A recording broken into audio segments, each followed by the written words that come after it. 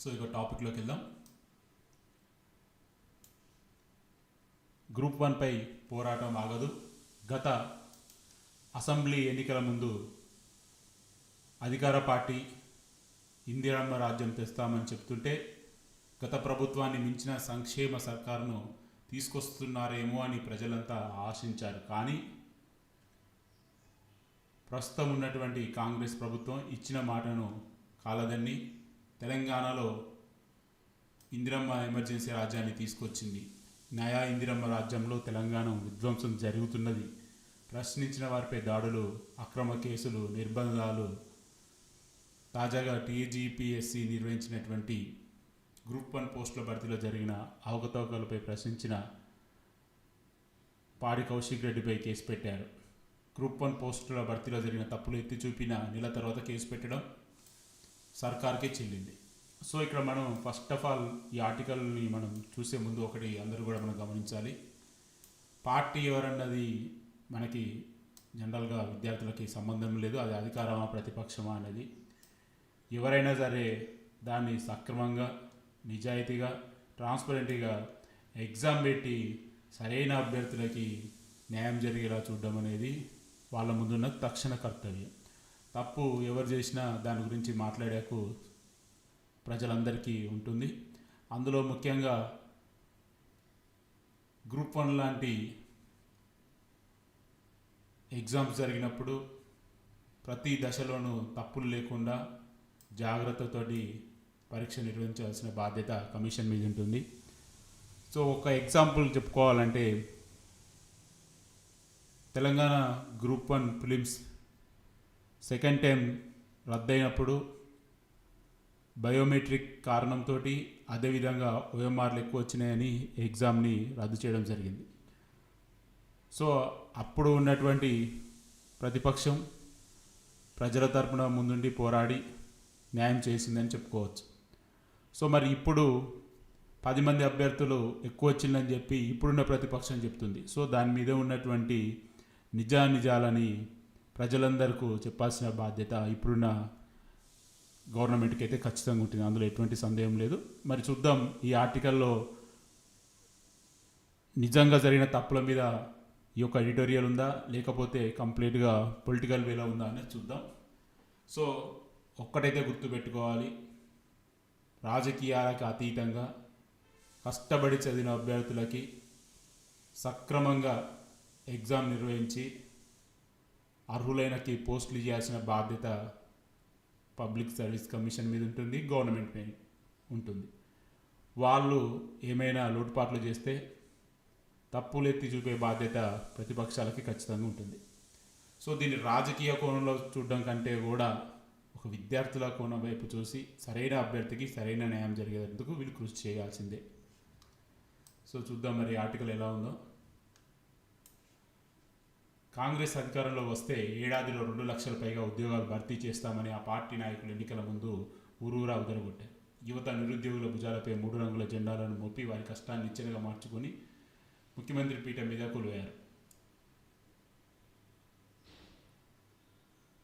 ఏరు దాటాక ఓడమల్లన్న, ఏరు దాటాక బోడమల్లన్నట్టుగా అవసరం తీరాక తెప్ప తగిలేస్తున్నారు. జెండాలు మోసిన యువత భుజాలపై, పుండ్లపై కారం చెల్లారు. కొత్త ఉద్యోగ నోటిఫికేషన్లు ఇవ్వకపోగా దేశంలో ఎక్కడ లేని విధంగా కొలువులు వద్దని ధర్నాలు, రాస్తారోకోలు రాష్ట్ర విధ చేస్తున్నారని ఊరూరా వాడ చాటింపు చేస్తున్నారు. సో ఇది కూడా చాలా ఇంపార్టెంట్. నిజంగా మరి ఎక్కడ విద్యార్థులు అన్నారో మనకైతే ఎక్కడ కూడా న్యూస్లో కవరేజ్ అయితే కాలే. అంటే వీడియోస్ కానీ ప్రెస్ మీట్లో నిరుద్యోగులు ఈ విధమైన కామెంట్ చేశారని. సో మరి ఇది ఎందుకు ఇలా వచ్చిందన్నది కొద్దిగా ఆలోచించాల్సిన విషయం అందరూ కూడా. మరి ఏ స్టూడెంట్స్ మాకు నోటిఫికేషన్స్ వద్దు అని చెప్పేసి అన్నారో చూడాలి. మరి ఎక్కడైతే ప్రస్తుతానికైతే మీడియాలో ఎక్కడ కూడా ఇటువంటి ఓల్డ్ ఫుటేజ్ అయితే లేదు, చూడాలి. మరి అంతకుముందు నిరుద్యోగ భృతి వట్టి మాట అని చెప్పేసి తేల్చారు. సో ఇక మనం ఇది జస్ట్ వాళ్ళు ఇంట్రడక్షన్ ఇచ్చినట్టుగా పడుతుంది. సో ఇక మెయిన్ టాపిక్లో చూద్దాం. గ్రూప్ 1 ఉద్యోగాల భర్తీ మొదటి నుంచి తప్పుల తిరగగా మారింది. భారీ గ్రూప్ 1 నోటిఫికేషన్ ఇస్తామని ఎన్నికల ముందు కాంగ్రెస్ పార్టీ హామీ ఇచ్చింది. అధికారంలో వచ్చాక మాట తప్పి గత కేసీఆర్ ప్రభుత్వం ఇచ్చినటువంటి 503 పోస్టులకు 60 పోస్టులను కలిపి తమ ఘనతగా ప్రచారం చేసుకుంది. క్రెడిట్ ఏముందిలే, యువత కొలువులు వస్తే చాలని అనుకున్నాం, కానీ కొత్తగా నోటిఫికేషన్లు ఇచ్చి పోస్టులు పెంచుతామని చెప్పి పరీక్షలు కూడా సరిగ్గా నిర్వహించలేకపోయింది. ప్రభుత్వ నిర్లక్ష్యం, టీజీపీఎస్సీ ఉదాసీనత కారణంగా ఆ 10 మంది పెరగడం నిజమేనని హైకోర్టు సాక్షిగా టీజీపీఎస్సీ అంగీకరించింది. సో ఇది ఫస్ట్ ఇంపార్టెంట్ పాయింట్ అని చెప్పుకోవాలి. 10 మంది పెరగడం అనేది నిజంగా ఇది ఒక నమ్మశక్యంగా లేదు. ఎందుకంటే దేశవ్యాప్తంగా నిట్ ఎగ్జామ్ అనేది బహుశా భారతదేశంలో ఎక్కువ మంది ఒకేసారి రాసే ఎగ్జామ్, దాదాపు కొన్ని లక్షల మంది రాస్తున్నారు. అటువంటి అంత పెద్ద ఎగ్జామ్లోనే చాలా స్పష్టంగా బయోమెట్రిక్ అటెండెన్స్ అనేది సరే విత్ ఇన్ అవర్ పడితే ఒక 24 అవర్స్లో 100% యాక్యురేట్ తోటి వాళ్ళు అటెండెన్స్ ఇస్తున్నారు. అన్ని లక్షల మంది రాసినప్పుడే అంత పర్ఫెక్ట్గా అటెండెన్స్ ఇస్తే 30,000 మంది వస్తారనుకుంటే 21,000 మందికి ప్రాపర్గా యాక్యురేట్గా అటెండెన్స్ ఎలా మిస్ అయింది అనేదే అందరిలో మదిలో ఉన్నటువంటి ప్రశ్న. అదేవిధంగా హైకోర్టు ముందు కూడా 10 మంది ఎక్కువ వచ్చారని చెప్పేసి వాళ్ళు అంగీకరించారని కూడా ఈ ఆర్టికల్లో రాస్తున్నారు. నిజంగా చూడాలి మరి ఇది ఏం జరుగుతుందో. 10 మంది ఎక్కువ రావడం అనేది నిజంగా ఇది చాలా పెద్ద విషయం అనే చెప్పుకోవచ్చు. చూడాలి మరి రానున్న రోజుల్లో ఈ విషయం మీద ఏం తేలుతుందో. సో వారు ఏ ప్రతిపాదన మీద పెరిగారనే విషయం మాత్రం నోరు మీద ఇవ్వడం లేదు. అంతేకాదు 20,121 మంది పరీక్ష రాసినట్టుగా ఒకనొక సమయంలో అధికారిక వెబ్సైట్లో పేర్కొంది. హాల్ టికెట్ విషయంలోనూ అనుమానాలకు తావిచ్చే విధంగా గందరగోళం సృష్టించి ప్రిలిమ్స్కి ఒక హాల్ టికెట్, మెయిన్స్కి ఒక హాల్ టికెట్ ఇవ్వడం జరిగింది. సో ఇది రెండో క్వశ్చన్. అసలు ప్రిలిమ్స్కి ఒక హాల్ టికెట్, మెయిన్స్కి ఒక హాల్ టికెట్ ఇవ్వడం ఏంటిది? మరి యూపీఎస్సీని బేస్ చేసుకునే కదా పబ్లిక్ సర్వీస్ కమిషన్ అన్నీ కూడా ముందుకెళ్ళేది. మరి యూపీఎస్సీ ఒకటి హాల్ టికెట్ ప్రిలిమ్స్ మెయిన్స్ ఇంటర్వ్యూకి ఇచ్చినప్పుడు పబ్లిక్ సర్వీస్ కమిషన్లు ఈ కొత్త ఫార్ములా ఎందుకు ఫాలో అయ్యారు? సరే దీని గురించి ఎక్కడ కూడా నోటిఫికేషన్లో మెన్షన్ చేశారా అంటే దాని గురించి కూడా ఎక్కడ డేటా లేదు.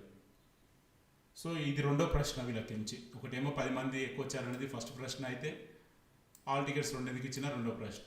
లక్షలాది మంది అభ్యర్థులు రాసే నీట్, వెబ్సైట్ లాంటి పరీక్షలకే బయోమెట్రిక్ పద్ధతిని అమలు చేస్తుండగా 1000 మంది మాత్రమే రాసిన గ్రూప్ 1 పరీక్షకు బయోమెట్రిక్ హాజరు లేకపోవడం విస్మయాన్ని కలిగిస్తుంది. నోటిఫికేషన్లో బయోమెట్రిక్ విధానాన్ని అమలు చేస్తామని టీజీపీఎస్సీ స్పష్టంగా పేర్కొన్నది. కానీ ఆ తర్వాత తమది అస్మదీయకు లబ్ధి చేకూర్చేందుకు బయోమెట్రిక్ ముట్ట దాఖలు చేసింది. అందుకే పరీక్ష ముగిసిన వెంటనే 21,075 మంది అభ్యర్థులు పరీక్షలు రాశారని పేర్కొన్నారు టీజీపీఎస్సీ. తర్వాత 10 మందిని అక్రమ మార్గంలో చేర్చింది. సో ఈ 10 మంది మీద క్లారిటీ ఇవ్వకపోవడం వల్ల అందరూ కూడా తోచిన విధంగా మాట్లాడుకోవడం జరుగుతుంది. కొంతమంది అక్రమ మార్గం అనొచ్చు, కొంతమంది అడ్డదారి అనొచ్చు, ఎన్నో మాటలు అనుకోవచ్చు. బట్ ఇక్కడ ఈ 10 మంది ఎలా పెరిగారన్న మీద ఖచ్చితంగా కమిషన్ అయితే క్లారిటీగా మెన్షన్ చేయాల్సి ఉంటుంది. ఎందుకంటే ఇప్పుడు 4-5 నెలల తర్వాత 10 మంది మెరిగిన అటెండెన్స్ మాకు ఇప్పుడు వచ్చిందంటే అది కోర్టు అంత తేలిగ్గా ఆషామాషిగా అయితే ఒప్పుకోరు. మరి చూడాలి ఏం జరగబోతుందో. సో ఓవరాల్గా బెస్ట్ ఎగ్జాంపుల్ అయితే నిట్ గురించి ఇచ్చారు. నిట్ ఎగ్జామ్కి అయితే మనం ఎంతమంది మాట్లాడుకున్నాం, ఎన్నో లక్షల మంది రాసే ఎగ్జామ్లోనే విత్ ఇన్ 24 అవర్స్లలో 99 కాదు 100% కరెక్ట్ యాక్యురేట్గా ఉండే అటెండెన్స్ అయితే వాళ్ళు ఇస్తారు. మరి 1000 మంది, అది కూడా 21,000 మంది రాసిన వారికి యాక్యురేట్ అటెండెన్స్ ఎలా మిస్ అయింది అన్నది కూడా కమిషన్ ఖచ్చితంగా చెప్పాలి. ఈ 2 ఇంపార్టెంట్ పాయింట్స్ వీళ్ళు అడిగారని చెప్పుకోవచ్చు ఈ ఆర్టికల్లో. రాష్ట్ర వ్యాప్తంగా సుమారు 8 మహిళా కళాశాలలో గ్రూప్ 1 పరీక్షలు జరగగా కోటిలోని ఐలమ్మ మహిళా కళాశాలలో పరీక్ష కేంద్రంలో మాత్రమే ప్రత్యేకంగా మహిళా అభ్యర్థులు కేటాయించారు. ఇక్కడ 2 పరీక్షా కేంద్రాలు ఏర్పాటు చేయగా సుమారుగా 563 మంది పరీక్ష రాసినట్టుగా తెలుస్తుంది. అయితే ఎక్కడ లేని విధంగా ఒక పరీక్షా కేంద్రంలో రాసిన అభ్యర్థులు సుమారు 10% మంది అభ్యర్థులు గ్రూప్ 1 కొలువులు కొట్టగొట్టారు. ఈ ఒక్క పరీక్షా కేంద్రం నుంచి సుమారు 60-70 మంది సెలెక్ట్ అవ్వగా ఇతర ప్రాంతాల్లో 40కి పైగా పరీక్షా కేంద్రాల నుంచి ఒక్కరు కూడా సెలెక్ట్ కాకపోవడం విడ్డూరం. సో ఇది కూడా ఒక ఇంపార్టెంట్ పాయింట్ అని మనం చెప్పుకోవచ్చు. ఎందుకంటే దాదాపు 8 మహిళా కళాశాలలు ఉన్నప్పుడు అందులో మహిళల్ని పురుషుల్ని అలో చేసి కేవలం 2 మహిళా కళాశాలలో మాత్రమే పూర్తిగా మహిళలు కేటాయించడం అనేది ఖచ్చితంగా అనుమానాలకు తావిచ్చింది. మళ్ళీ అదేవిధంగా ఆ 2 కేంద్రాల నుంచే దాదాపుగా 60-70 మంది సెలెక్ట్ కావడం అనేది కూడా ఖచ్చితంగా అనుమానాలకే తెలుస్తుంది. సో ఇటువంటివి చేసేటప్పుడు అందరినీ సమానంగా చూడడం అనేది కమిషన్ ముందున్న అతిపెద్ద సవాల్. ఎందుకంటే అందరికి సమానంగా ఉండాలి. ఆ 2 పరీక్షా కేంద్రాల్లో ఉన్న వాళ్ళు ఎక్కువ కాదు, మిగతా వాళ్ళు తక్కువ. అందరూ మహిళా అభ్యర్థులు అంటే అందరూ మహిళా అభ్యర్థులే. మరి ఈ విధంగా ఎందుకు వీళ్ళు తావిస్తున్నారో అర్థమైతే లేదు. చూడాలి మరి రాబోయే రోజుల్లో ఏం జరగబోతుందో. సో అధికార పార్టీకి చెందిన ఒక నేత కూడా ఐలమ్మ పరీక్షా కేంద్రం నుంచి పరీక్ష రాశారు. ఆమె ఆ కేటగిరీలో టాప్ ర్యాంక్ సాధించారు. ఈ విషయాన్ని ప్రెస్ మీట్లో పెట్టి పాడి కౌశిక్ రెడ్డి ప్రస్తావించానని చెప్పాడు. అక్కడ ఎటువంటి కుల ప్రస్తావన లేదు, కానీ తనపై ఎస్సీ/ఎస్టీ కేసు, అట్రాసిటీ కేసు పెట్టారని కూడా చెప్తున్నారు. సో ఇది రీసెంట్గా జరిగినటువంటి ఇష్యూ. గ్రూప్ 1 మీద హుజరాబాద్ ఎమ్మెల్యే మాట్లాడిన తర్వాత నెల రోజుల తర్వాత అతని మీద ఎస్సీ/ఎస్టీ అట్రాసిటీ కేసు పెట్టడం జరిగిందని మనం నిన్న పేపర్లో చూసాం. దాన్ని కూడా అప్డేట్ చేశారు. సో గ్రూప్ 1 టాపర్లో చాలామంది ఒకే పరీక్ష కేంద్రంలో, అందులో ఒకే గదిలోనూ పరీక్ష రాసినట్టు అనుమానాలు ఉన్నాయి. అంతేకాదు హాల్ టికెట్ నెంబర్లో చివర ఉన్న అంకె తేడాతో ఒకరి వెనుక మరొకరు కూర్చున్న చాలామంది అభ్యర్థులకు ఒకే విధమైన మార్కులు రావడం కూడా అనుమానాలకు తావిస్తుంది. మరోవైపు తెలుగు మీడియం అభ్యర్థులకు తీవ్ర అన్యాయం జరిగింది. సుమారు 7,800 మంది తెలుగు మీడియం అభ్యర్థులు పరీక్ష రాయగా 10% కూడా సెలెక్ట్ కాకపోవడం వెనుక ఉన్న కారణాలు ఏమిటి? అదే సమయంలో 9 మంది ఉర్దూ మీడియంలో రాసిన వారు పరీక్ష రాయగా వారిలో 7 ఎలా సెలెక్ట్ అయ్యారని దీని వెనుక మర్మం ఏమిటని అడుగుతున్నారు. సో ఇక్కడ ఒక డేటా ఏంటంటే 7,800 మంది తెలుగు మీడియంలో రాస్తే 10% కూడా సెలెక్ట్ కాలేదని వీళ్ళు అంటున్నారు. అంటే దాదాపు 78 మంది కూడా సెలెక్ట్ కాలేదని అంటున్నారు. అదేవిధంగా 9 మంది ఉర్దూ మీడియంలో రాస్తే దాదాపు 7 సెలెక్ట్ అయ్యారని వీళ్ళు అంటున్నారు. సో ఈ యొక్క ఆరోపణ మీద ఖచ్చితంగా టీజీపీఎస్సీ సమాధానం ఇవ్వాలి. ఎందుకంటే వాళ్ళ దగ్గరనే అథెంటిక్ డేటా ఉంది కాబట్టి దీని మీద ఖచ్చితంగా వాళ్ళైతే ఇవ్వాల్సిన అవసరం ఉంది సమాచారాన్ని. టీజీపీఎస్సీ పూర్తిగా ప్రక్షాళన చేస్తానని చెప్పిన ముఖ్యమంత్రి దాన్ని భ్రష్టు పట్టించే విధంగా అందుకు నోటిఫికేషన్ విడుదల నాటించి పరీక్షలు జరిగే వరకు, ఫలితాలు వెల్లడించే వరకు అన్నీ కూడా అవకతవకలు చోటు చేసుకున్నాయని వీళ్ళు చెప్తున్నారు.